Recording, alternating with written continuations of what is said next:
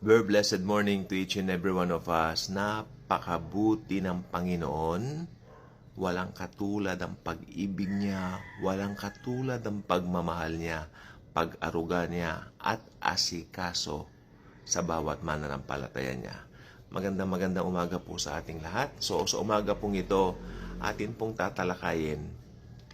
Kasi medyo nalilito na po yung ilan. Sabi nila, may nagsasabi kasi ngayon, yun daw, artificial intelligent AI, yun daw po ay antikristo. Hindi po. Ang antikristo po ay tao. Tao na kapareho natin. Kaya nga mamamangha ang buong mundo sa kanya kasi tao siya. Hindi siya system. Ngayon, meron din nagsasabi na kung nagsasalita na raw yung AI, nagsasalita ng mga hologram ngayon, tayo naman nakakagawa tayo ngayon sa isang iglap lang. Ilang pictures na rin natin yung mga lumang larawan natin na kasama yung mga mahal natin sa buhay na nailagay natin sa mga AI apps at ngayon gumagalaw na kasama natin o yung mga taong hindi natin kakilala na mga sikat, mga celebrity, gusto mo makasama, pwede mo na makasama ngayon sa pamamagitan ng generated videos. Ayun po. Kaya sinasabi nila, yun daw ang panlilin lang na gagawin ng Antikristo. Yung parang magsasalita na raw yung mga images na ganyan. Hindi po yun. Kasi yung mga pagsasalita ng AI, yung pagsasalita ng mga lumang litrato, common na lang po sa atin yan . Tandaan po ninyo, sinasabi po rito, may mga Bibles po ba kayo? Okay. Revelation chapter 13, okay babasahin ko po itong verse, verse 3. I saw one of his heads as if it had been slain, and his fatal wound was healed. And the whole earth was amazed and followed after the beast. Ito pala ang pinakamalaking panlilin lang. Hindi naman yung AI. Masyado lang tayong, minsan masyado kasi kung ano yung uso, doon tayo, no? Pero hindi, ang pinakamalaking panlilin lang na gagawin ni Satanas ay yung mababaril o siguro masasaksak, mapapatay yung halimaw, yung Antichrist. Pero, habang pinapanood nila ang lamay nito, babangon ito. Sorry po. Doon po makikita rito yung great deception na tinatawag. Kaya mula doon sa kanyang pagbangon, kasi tignan po ninyo, sabi dito, ayan, I saw one of his heads as if it had been slain. Namatay, slain na-slain siya. And his fatal wound.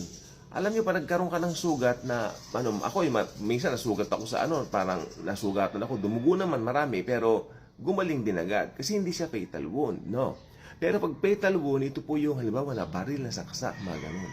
Ayan, kaya namatay yung, I believe namatay yung Antikristo.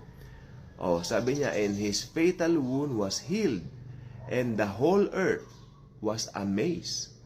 Alam niyo kung bakit? And followed after the beast. Kasi yung binanggit dito na healed, ibig sabihin nun, namatay siya, pero nabuhay siya. Tandaan po ninyo, during that time, kasi wala na po tayo dito, na-rapture na tayo. Mas high-tech pa tayo ngayon dito sa kung anong meron tayo ngayon. No? Mabilis po ang pag-usbong ng technology. In a matter of months, nasabi nila ngayon na nagde-develop ang AI, mas mabilis. Magsalita ka lang kay doon sa mga AI app, makikreate na yung gusto mong ma-generate na larawan mo o video mo. Gusto mong gawin, di ba? Pero sa panahon ng Antikristo, kung hindi pa ito mangyayari ngayon, sa mga darating na panahon, mas lalo pang high-tech, makikita ng buong mundo na nakaburol ito at siya ay babangon. Okay? Hindi po AI yun, Talagang kapangyarihan ni Satanas yun, babangon yung Antikristo. Mamamangha ang mundo, parang Bayan Satellite. Kaya doon siya magkakaroon ng power na magpasamba sa mga tao. Anong susunod dito? They worship the dragon. Yeah, that's it. They worship the dragon because he gave his authority to the beast. Tandaan nyo, nung sambahin ng mga tao ang Antikristo, ang sinasamba nila actually si Satanas. Dahil pangarap po ni Satanas sa loob ng matagal na panahon na siya ay sambahin, na siya ay magkaroon ng titulo na parang Diyos. Ayan ang gusto niya. Kaya nga po nagkaroon ng Great Rebellion sa langit. Dahil ito palang si Taning, gustong parang maging Diyos. Gusto rin maging Panginoon, di ba?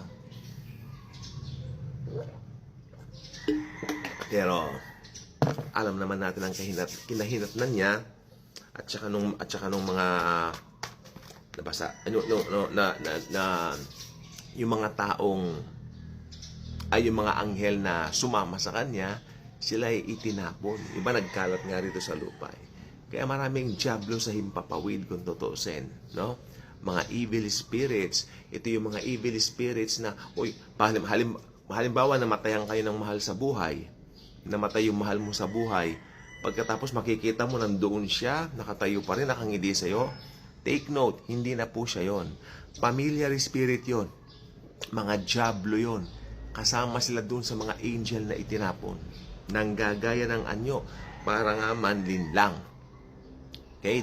Sabi ni Jesus, si Satanas is the father of all lies. Kaya mag-iingat tayo. Ito po ang kapanahunan ngayon na halos hindi na pinipilter ng mga tao kay masama, kay mabuti.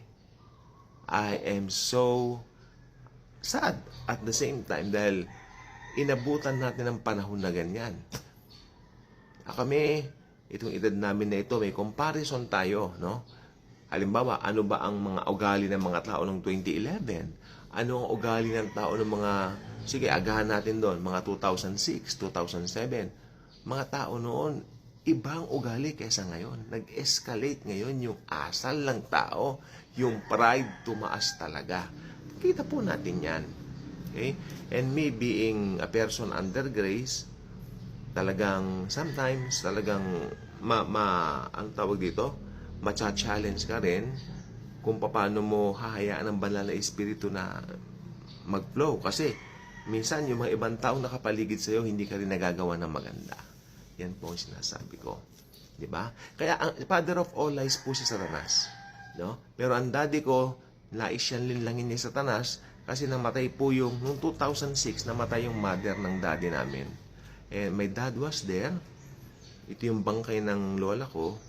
Tapos, habang hinahawakan niya, kamamatay pa lang ha, habang hinahawakan niya yung bangkay dun sa ulo, para nagpapaalam sa kanyang mami, pag ganyan niya, si mami, kanya, nakita niya, nakangiti raw lola ko sa hangganan. So may pinto lang, si mami.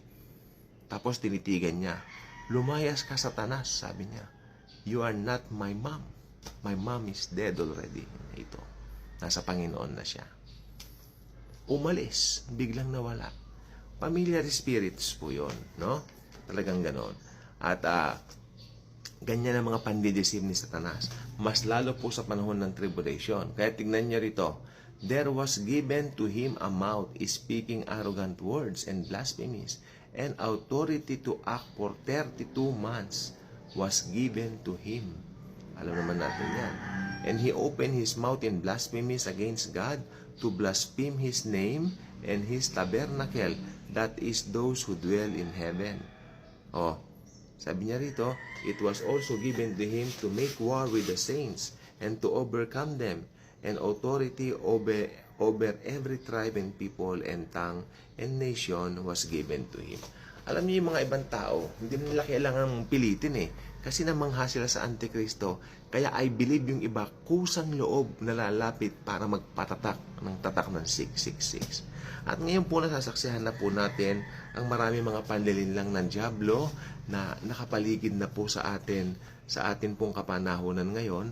Kaya ang tanging masasabi ko lang po, ito po yung panahon natin na kailangan mas tumutok tayo sa mga pangako ng Panginoon na nakasulat dito sa Biblia at sa mga pangako ni Hesukristo na kailanman hindi niya tayo iiwan ni pababayaan kahit kailan.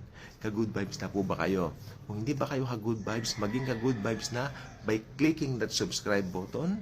Dito po si Hesukristo, si Jesus lang ang bida. Wala na pong iba.